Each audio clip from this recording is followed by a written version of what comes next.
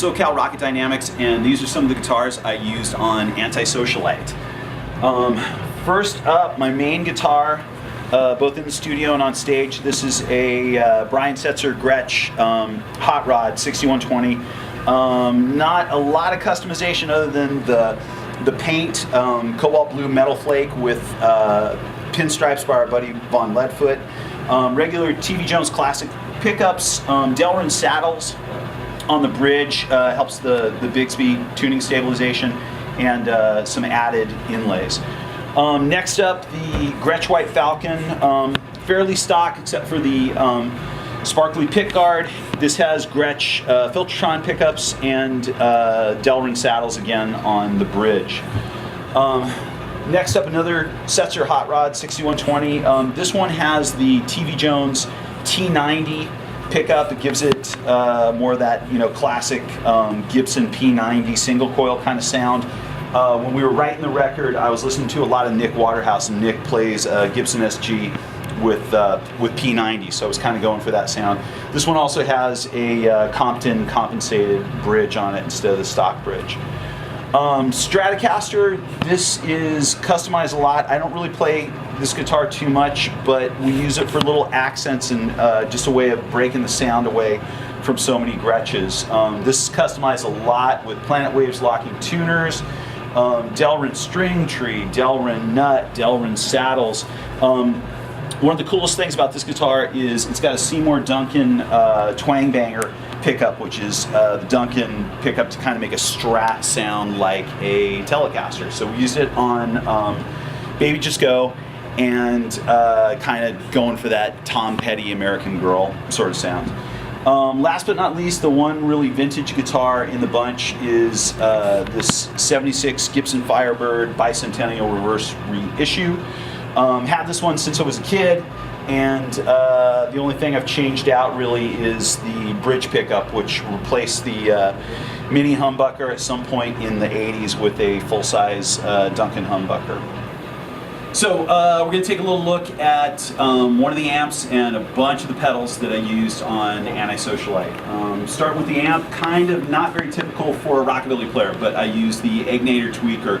It's kind of a really versatile small amp that you can get almost any sort of sound out of. So the raw sound out of this, no effects or anything, is right here.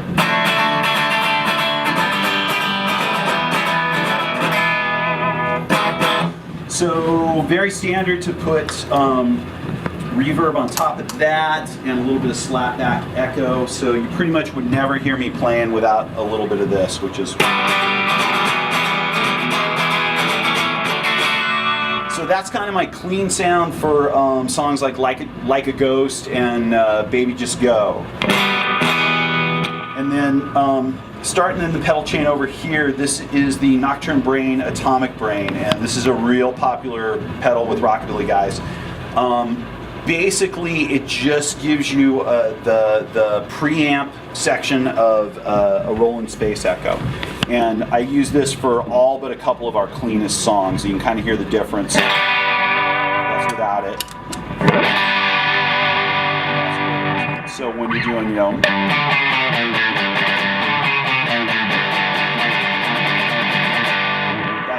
that's kind of that rockabilly grind that you're looking for. On top of that, I use the Tangerine Squeeze compressor. This is a clone of an old 70s orange squeezer compressor. Pretty basic compressor, but just gives you a little more sustain.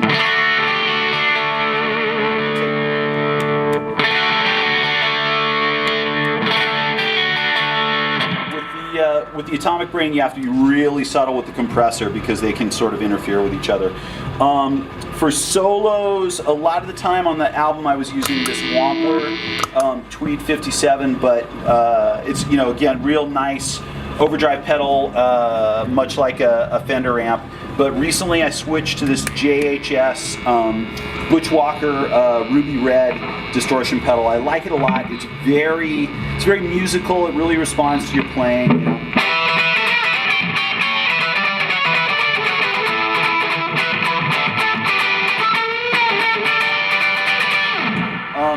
really cool pedal. And then, you know, very standard rockabilly to use a little bit of tremolo on some stuff. So this is the Black Cat Tremolo that I use for a couple songs. And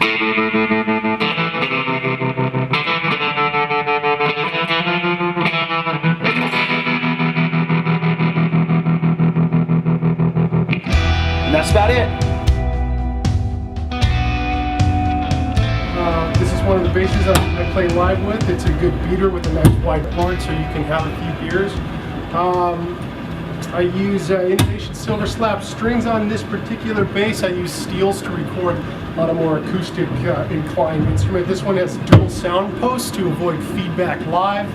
I'm running a K&K pickup that's stereo, one on the bridge, one behind the board here to get the slap.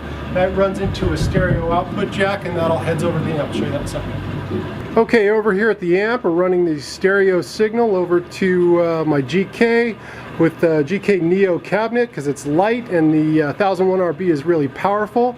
The stereo cable goes in here to this drawer, and inside said drawer is a King double bass doll head, which is just it just mixes the stereo signal down to mono. It's a preamp and a bit of an equalizer, and that mono cable then runs back down into the GK head, and presto, it's rock and roll. We're SoCal Rocket Dynamics. Thanks for watching.